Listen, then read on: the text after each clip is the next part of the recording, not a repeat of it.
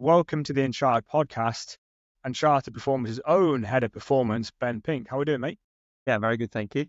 Good. I don't worry to be formal with you, given though we speak pretty much every day and your head of performance in the organization.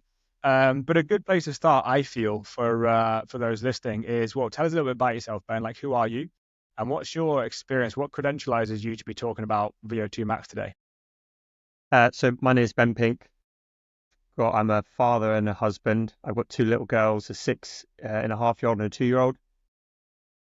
I've been a coach for 16 years now, just turned 32. I've coached lots of different sports, and I've been in performance sports for about 8 or 9 years now, so coming up to a decade. Previously, I worked the head of strength and conditioning at Merthyr Tydfil, which is World Premiership Rugby. Then did some time at China with the snowboard team while I left there to apply for a role at Ineos Britannia with the America's Cup sailing team, which I left in December. That's when you came to us, yeah. So safe to say, been on the block when it comes to performance and getting the most and the best out of already high-performing individuals and athletes. So what is it you do, again, for people that are listening and aren't, already clients of Uncharted? What is it you do here for us here at Uncharted Performance? How do you help clients? So I look after everything to do with human performance, essentially. Although that's really closely integrated with like lifestyle choices and factors like that, I primarily look after everything to do with performance. So that comes down to programming for them, both strength and all the physiology stuff. A lot of them are have quite big performance goals. Some of them multi-day stage ultras, Ironmans, marathon des Sables, their first marathon or first half marathon, down to guys in the military going for different types of selections. So it's kind of managing that whole process and making sure that we target the right things at the right time so they show up ready to do what they need to do. Yeah, I appreciate that. And like I said, it's hard for me to ask that question as if I'm curious and hearing it for the first time, because I know exactly what you do on a daily basis and the impact it has on the guys that we work with.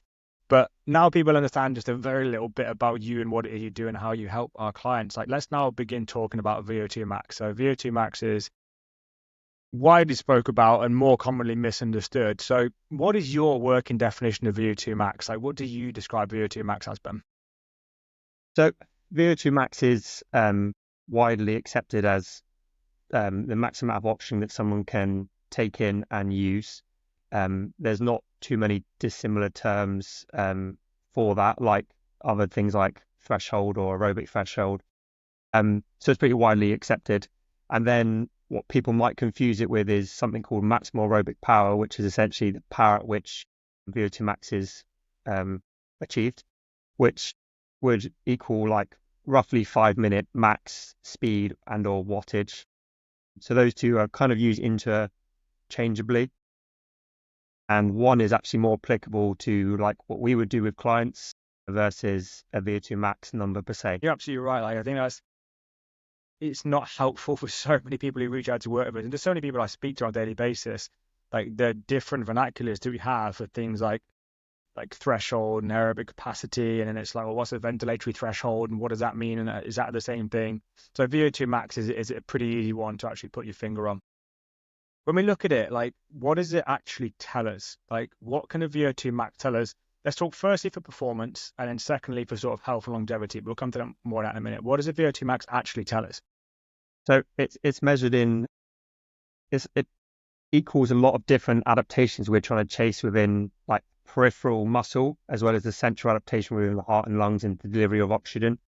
But what it essentially tells us is measured in milliliters of oxygen per kilogram of body weight, and it's the amount of oxygen you can take in and then deliver to the working muscles. So I think it goes in waves, but it's kind of over relied on, and people talk about a bit too much, in my opinion, when it can't massively be influenced. It's very much genetic based as well. We do see improvement in it, and those improvements happen very quickly, and you can see it as soon as 4 to 6 weeks.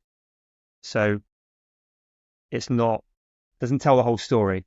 It's a good indicator. Like we said, the longevity side, it does decrease as we age. About 10% a decade after the age of 25. Don't quote me on that.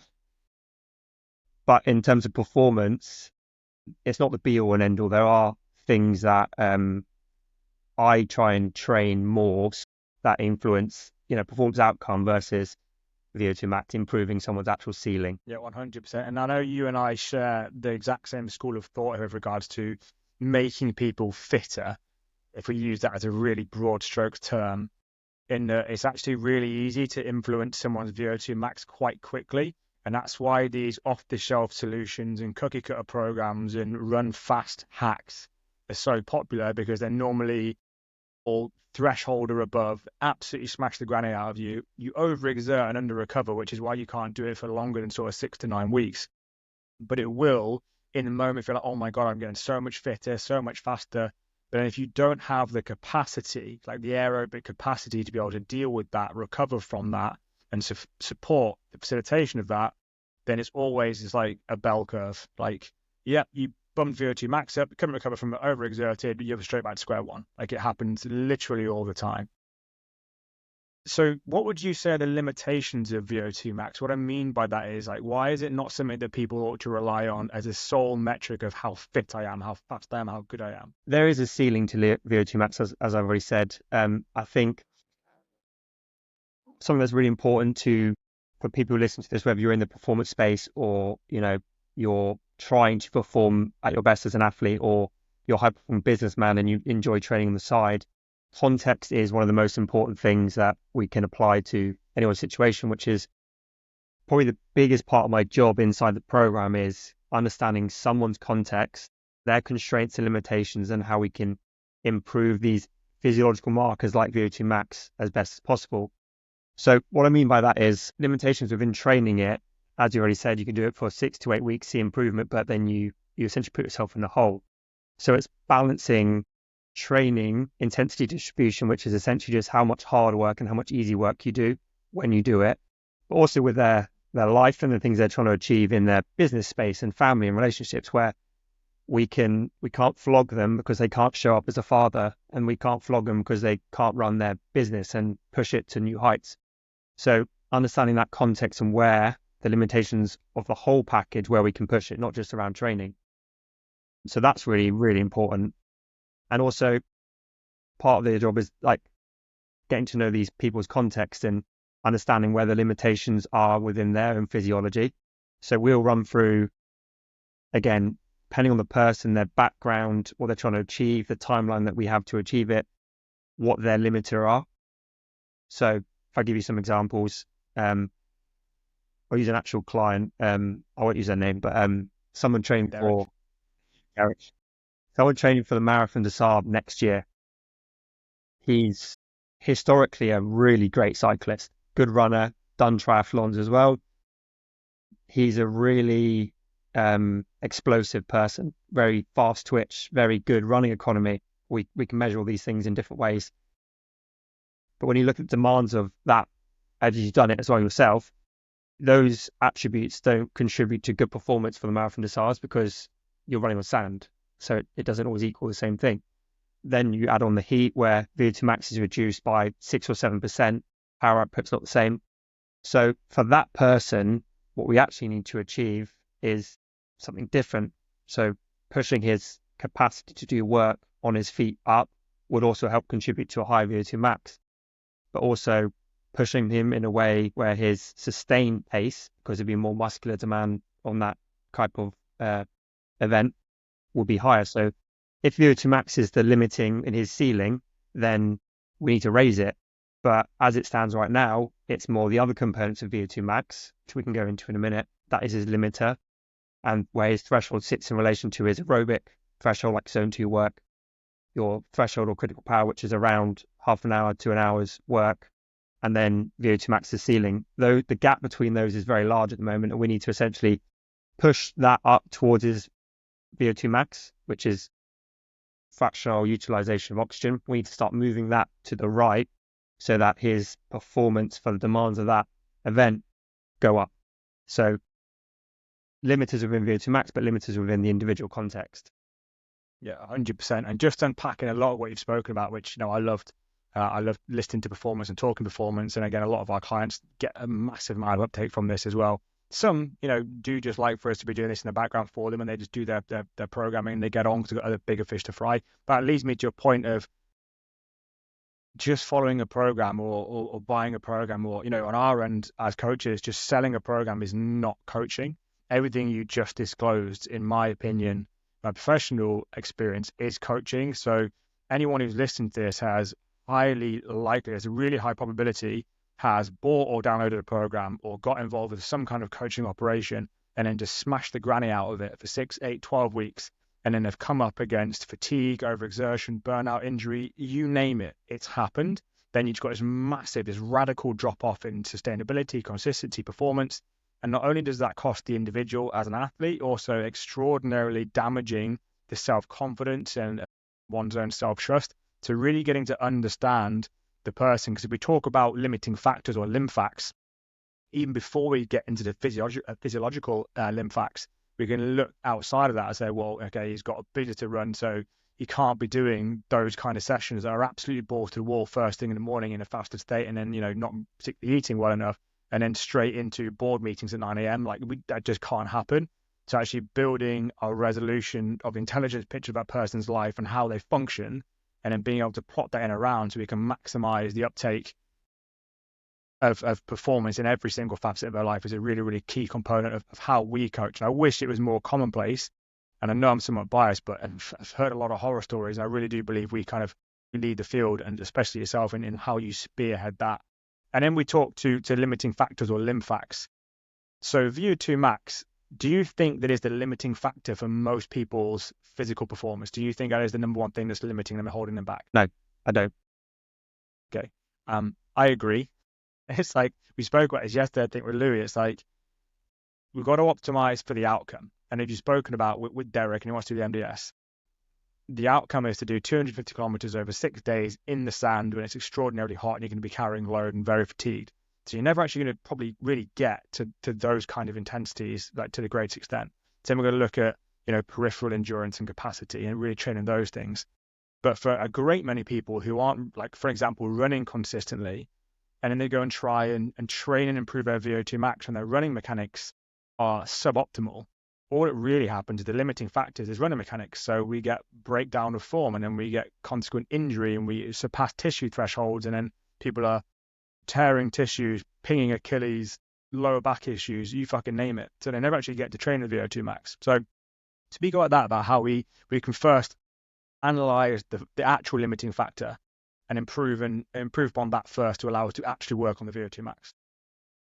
So I think, like I said before, understanding the person is really important. And a lot of that comes down to a conversation and understanding their background and what they currently do.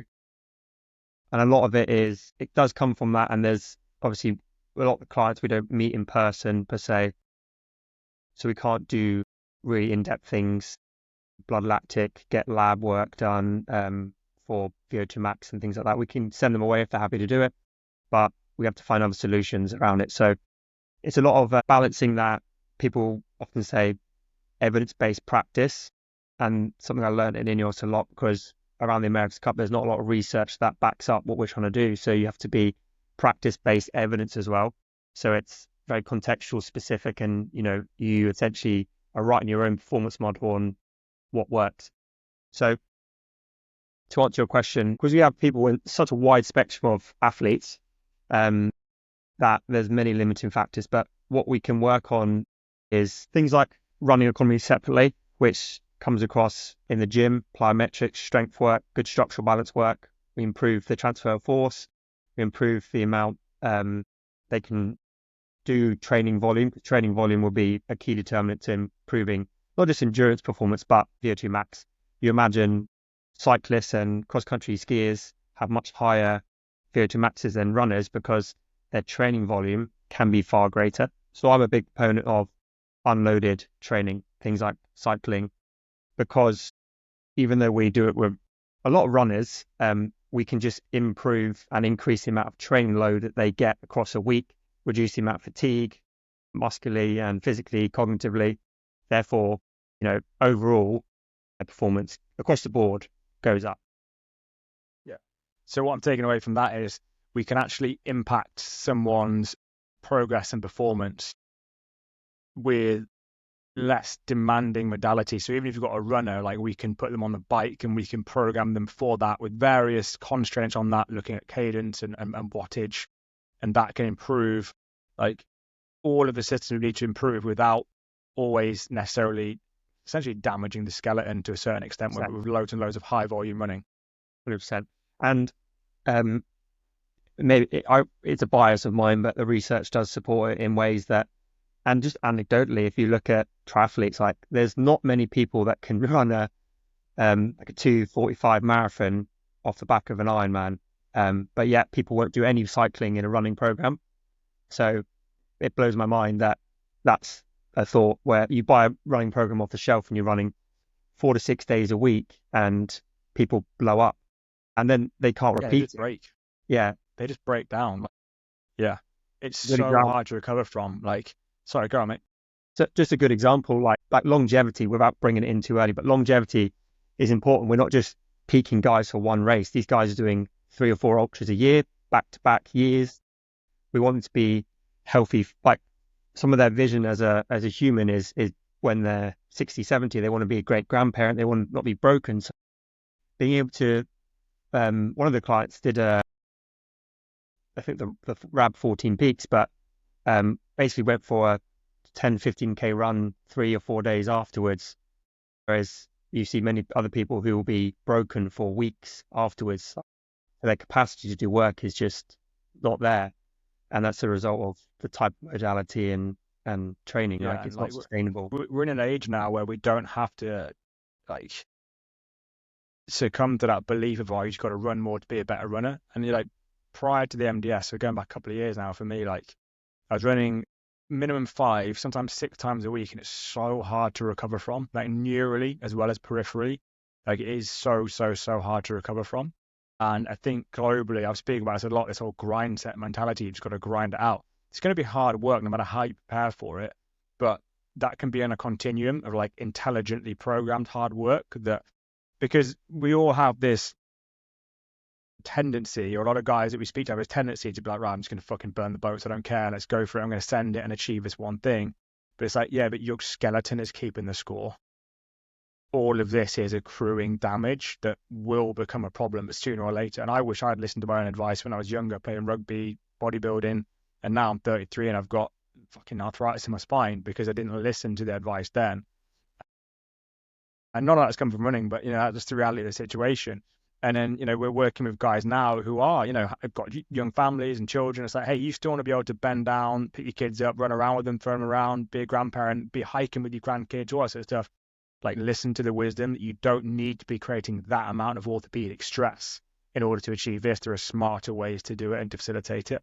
Yeah, 100%. So with that being the case, mate, let's then kind of start to look a little bit more at longevity. So what's your understanding of the correlation between Vo2 Max and longevity? If we define longevity as like our health span, for an example. Obviously not my area of expertise, but does play into things. So as I said, Vo2 Max decreases as we age, same as muscle mass and bone mineral density, those types of things. There's a fairly strong correlation between muscle mass and Vo2 Max, and there's a reason why they both decline at similar rates as we start to age. Not even as we age, like from 25 on, they start to go down. And muscle mass, especially women as well, diet obviously plays a massive role in it, strength training, those types of things. But it's related to all cause mortalities. Even Vo2 Max related to things like dementia, which I wouldn't personally think about so much because it's related to the brain, not so much related to performance and using oxygen. Yeah, I was at a seminar a few years ago now, actually, and they were talking about some emerging research where they were actually referring to Alzheimer's or dementia specifically as type 3 diabetes. Like it's actually just inflammation of the tissues of the brain. And then if we look at that model, I'm saying, right, well, if we're not being oxygenated adequately and the blood that's basically crossing that barrier into the tissues of the brain is suboptimally oxygenated, then it kind of goes to reason that it's also going to cause further issues with inflammation, not clearing various stuff, so on and so forth. So it all kind of, it builds a bigger picture. And then, is again like a field of emerging research where they've actually identified VO2 max as the most accurate predeterminant of all-cause mortality.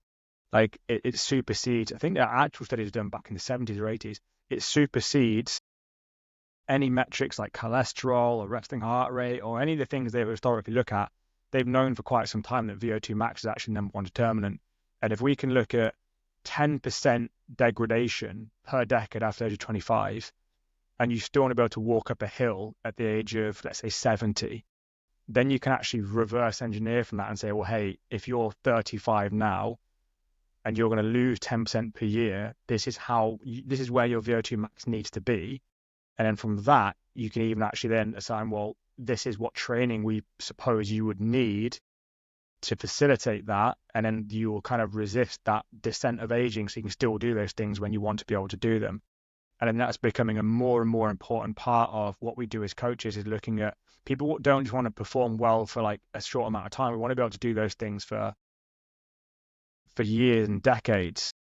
And I think it's too important for us to ignore is the element of It's interesting that, because if I think about it from a performance standpoint, as I said before, VO2 max isn't the be or end all, like we've already discussed. Running economy and other things come into it. And when you look, I would like to read some and should have read some, but like if they're talking about VO2 max as the absolute number in terms of per milliliter per kilogram, or the components of VO2 max, you've got like stroke volume, heart rate, things like that all contribute towards it. And the adaptations from what you train through VO2 max to improve VO2 max, which is more about like VO2 kinetics, which is a big topic, but we don't need to get into that. But like that's essentially what you might not be able to train VO2 max and improve it much, but what you're trying to achieve improvement in is oxygen uptake kinetics. And so the easiest way to understand that is like if people go for a run and it takes them like 3 or 4K to kind of settle into their kind of steady state pace, that's VO2 kinetics. That's the slow component. I couldn't have that wrong. And then that's the fast component. And the slow component is related to top end as we start to reach VO2 max, and it's unsustainable and the muscles start to fatigue and it's a very slow increase to finally hit it. Those are the things we're trying to improve. So it's related to those things and longevity versus the absolute number. Yeah, 100%. And I guess but one of the reasons it's probably not relied upon in clinical settings for like pathological diagnosis is it's so hard to test.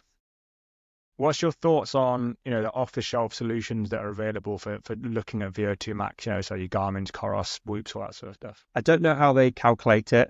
I mean, it's a good guide, the same as everything. And if you see improvements in the number, if you're using the same device, then you probably improved it. I use generally kind of pace or power at maximum road power, about 5 minutes.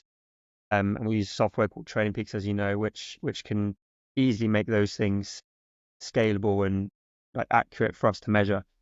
So I don't look at like I said, the absolute number. I look at, are we able to improve that maximal aerobic power or pace to see improvement in that? Essentially would show me improvements in VO2 kinetics and things moving in the right direction. Because like, I don't want to go on a rant, but essentially if you have two people with the same VO2 max, you're going to see vastly different athletes through the things we've discussed already. But if someone can run a faster pace at maximum aerobic power, but they've got a lower VO2 max, they're obviously a fitter athlete. It's not the be all end all.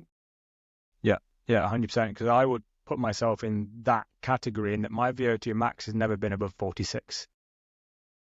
But yet my maximum aerobic power in terms of how much power or how much pace I can produce while still being aerobic is obviously, that's been trained through getting ready for races like the Marathon des Sables, for jungle, etc., which means that I'm able to produce a relatively strong amount of power relative to someone who would have to start going into threshold paces, etc., and then obviously then tapping into VO2 max.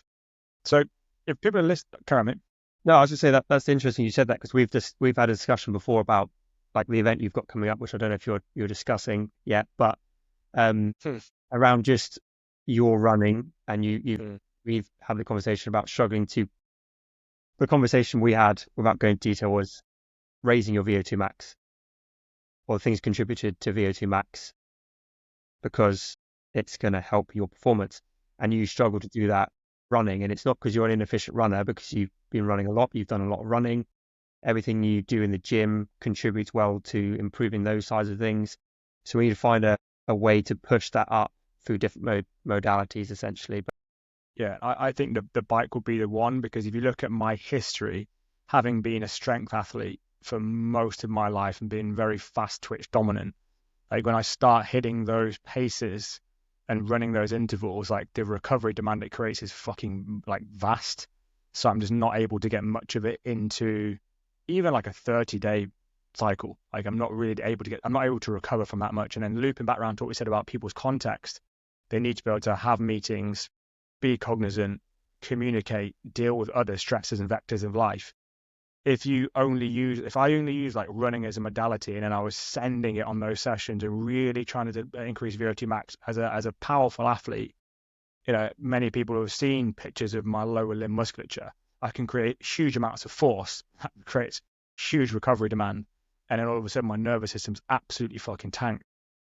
So I think, to your point, looking at, well, how could we use the bike, or how can we use different modalities to work on that component of performance without completely smashing me to bits? again, on the same point, just to remind people, context is so important. And you got to understand what you're trying to achieve and how you can go about it. But and what phase you're in, because we spoke before the jungle and you kind of adjusted your training based on exactly the fact you just said, that your big long hill days, which were the most specific work you can do, the most important thing in a specific phase, 6 to 8 weeks before going to the jungle to do that ridiculous ultra, was that work. And all the other harder work in the week just took away from the weekend, the work you had to do for the program. So like all these models people talk about and training intensity distributions, they don't work for everyone. Not everyone's a professional athlete, and they're the guys that studied, or they're university students who essentially have pretty low stress and can do what they want when they want. So it's important not to try and to understand yourself and what you're trying to achieve, and how not two people really look the same. It might look similar, but it's not going to look the same.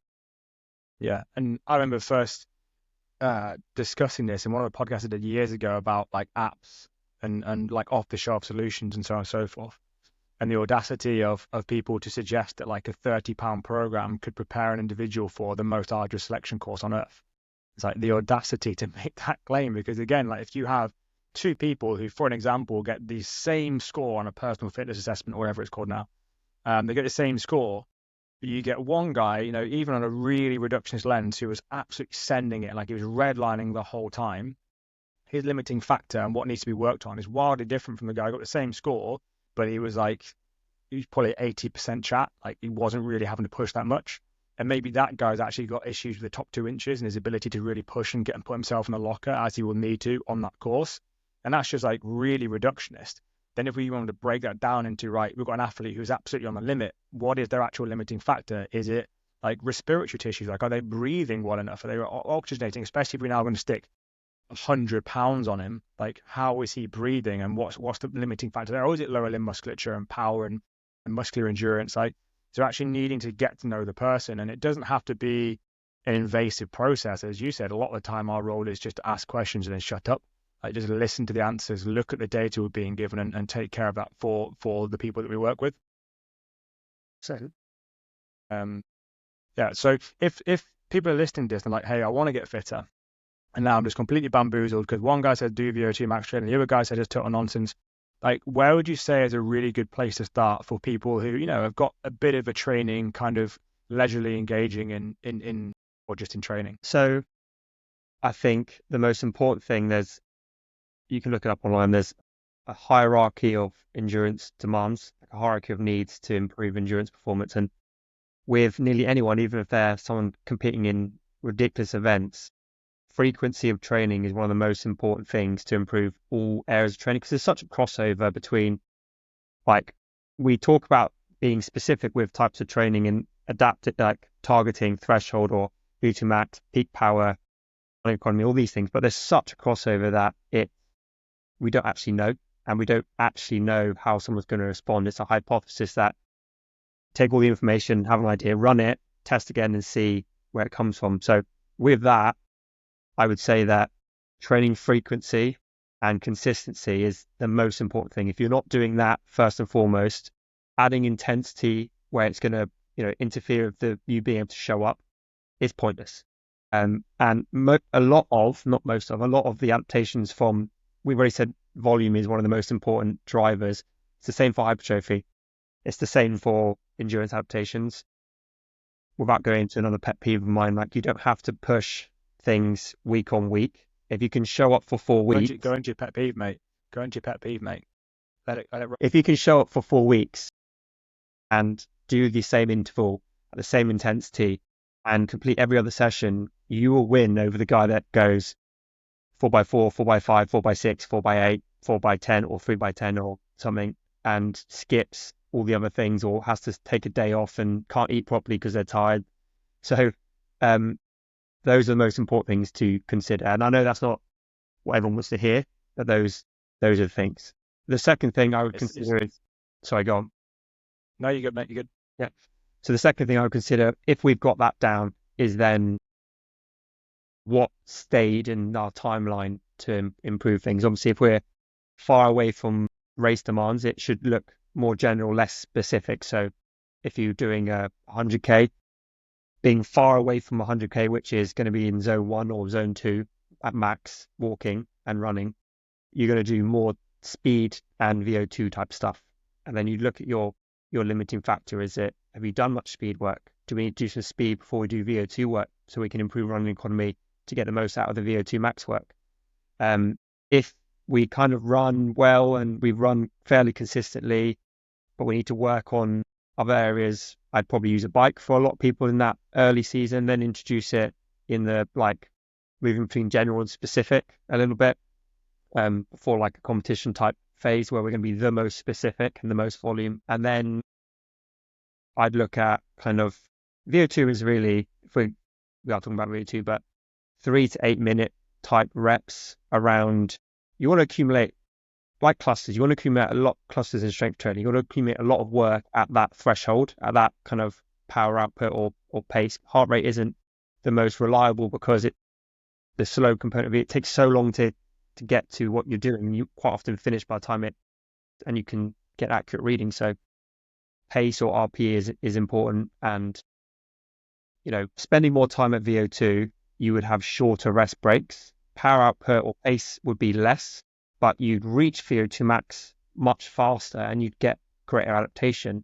If we wanted to improve power, the sustained power threshold type stuff, obviously we do longer breaks, and that might be something we transition into specific. You block periodize it, you go speed, some VO2, longer rest, longer duration intervals, muscle power or sustained aerobic power, threshold type work into your kind of competition prep. So yeah, and then it's really a bit broad, but really understanding kind of your limiter. And it is too hard to be, but consistency, understand the phase, move from general to specific, work at, if you do 4-minute intervals and you really struggle, just do 5 minutes intervals, 2.5 minutes off, and then slowly improve the duration or decrease the reps. I like that answer, because if we then fell down into the trap of being like, oh, hey, just do this, do 3 threes, whatever, then again we'd fall into being guilty of a lot of the trappings that other people have, which is talking in absolutes. And I really like the answer of the truth is we don't know. And that was a really humbling moment when I started to realize that in my coaching career a few years ago. There's a lot of stuff that we just don't know. We have an understanding and we can hypothesize, and we perceive that if we make this intervention, then we're going to disturb the system in this way and we'd look to see this outcome. But it is simply a hypothesis. So whenever, like you and I spoke about the other day, whenever you see people speaking in absolutes or reductionist throwaway terms of, yeah, just do this, it's you don't fucking know that. You can have a PhD, and this one guy that's coming to mind does.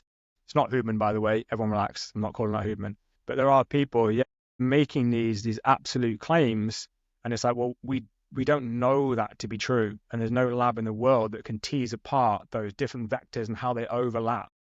So if we look at, well, what are the things that we can control that we know to be true? Well, we know consistency kills.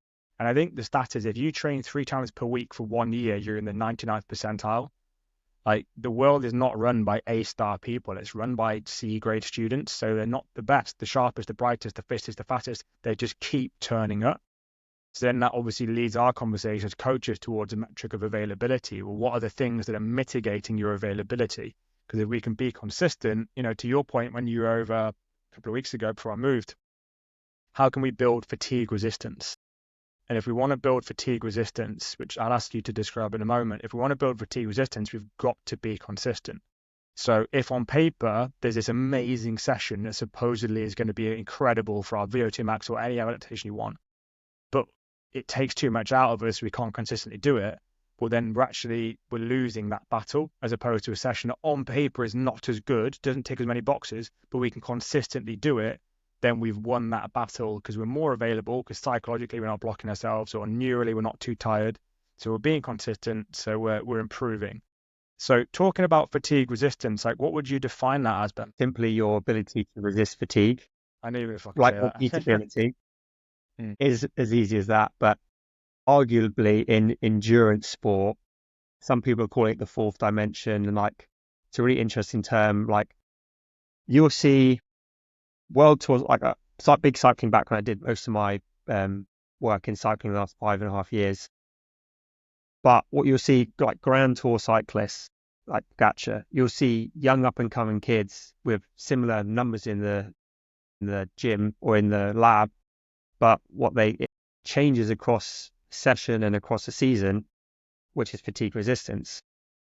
And what the World Tour, the top guys do, it doesn't change. It's very, obviously it decreases across a season, but it's very much the same. So being able to repeat at the end of a stage and perform versus, week 1 versus Tour de France versus week 3, being able to do that is fatigue resistance. During these multi-day stage ultras, it's all great showing up day 1 and smashing it, but then the slow guy overtakes you and actually beats you to the finish because his ability to repeat and resist fatigue is far greater, and comes down to so many things. Obviously, like you said, the top 2 inches is a massive one, and that's, although physiology is my area and I love it, like I'll talk about it all day, the top 2 inches, if you've got 2 guys on paper who are the same, it all comes down to that. Like, how does someone who can just show up and smash it one day not smash it the next day? It's nothing to do with their physical performance, although there's things related to it, peaking nutrition, things like that. It's what's in the head. Stories to tell themselves. Yeah, because I am the slow guy who beats the faster guys. Not many faster guys, but I will pick them off. And if you look at my finishes in the MDS, where I finished in top 3rd, and then I finished 15th male in the jungle, I had absolutely zero business being there because I'm not particularly fast and I'm not impressive as that athlete. But so much of what we trained for before those races was fatigue resistance. So know that you have a strategy, back yourself, because a lot of people pick themselves apart. If they're near the back of the pack, they'll pick themselves apart. I'm not going fast enough. He's so much better than me. I shouldn't be here. I can't believe I thought I was going to do well here. They'll just implode. They'll think about how far is left to go, and then they'll just DNF. They'll just leave the race. If you can override that and know, I've got a strategy, this is what I trained for, this is what I prepared for, and it's going to plan, and boredom is part of that plan, and then you'll just see yourself like going up bit by bit by bit by bit up the field until you get exactly the finish that you wanted. Whereas to your point, you get guys who have to be at the front, normally relatively talented individuals, and then you make them really work hard, and it's the story of like, oh, it's not supposed to feel this hard. I wasn't prepared for this.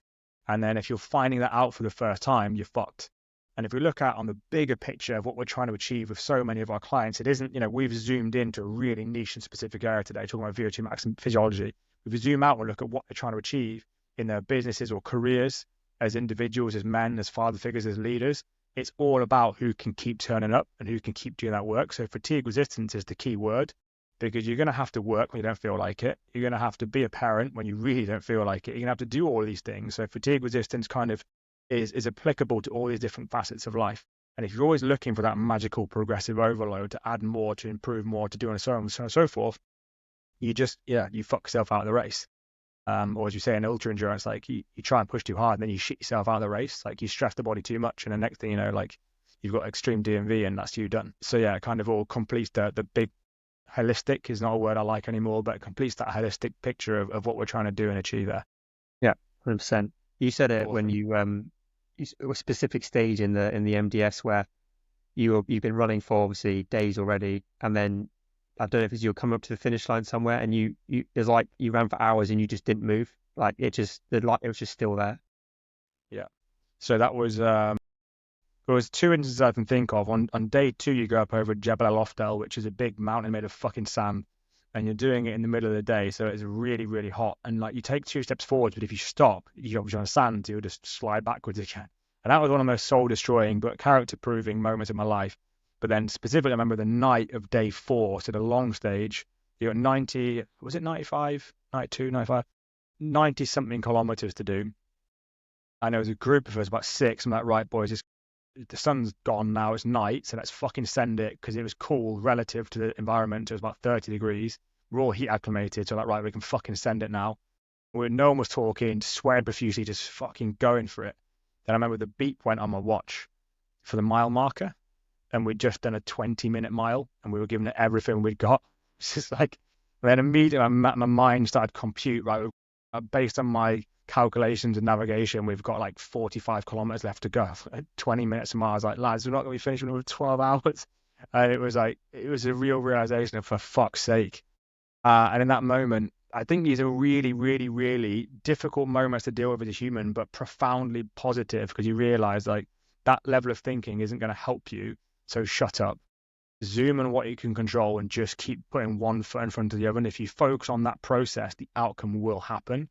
You've just got to trust it, and you've just got to look at controlling what you can and try not to spiral, because it's never the things that happen that cause people to fail or to struggle. It's their inherent and innate response to it and how they receive that news that ultimately causes them to explode. Same as if we had someone in the gym and you were like, you put them through a maximal test, then you said, right, I need you to do that again. How does that person respond to that? It tells you a lot about how prepared they are psychologically. But that's how they test for fatigue resistance. They do it lots of different ways. But in the lab, you'll do a maximal test, do a 4-hour ride, and do the same maximal test at the end to see the difference between the two. To bring back to Vo2 Max, it's supposed to be hard. And you read some or listen to some professionals talk, or high-level athletes, it takes them seasons to kind of get into the swing of Vo2 Max, because it's hard. Like doing 4x5 minutes is not easy, not fun, and you'll want to quit through the whole thing, especially when you start getting close to Vo2 Max, which is where you want to spend your time, which is the maximum amount of oxygen that you can take into your body and use. You're not breathing very well at that stage. Like, it's hard for people to understand that, to push themselves that far. And like strength training, people are not strong, generally speaking.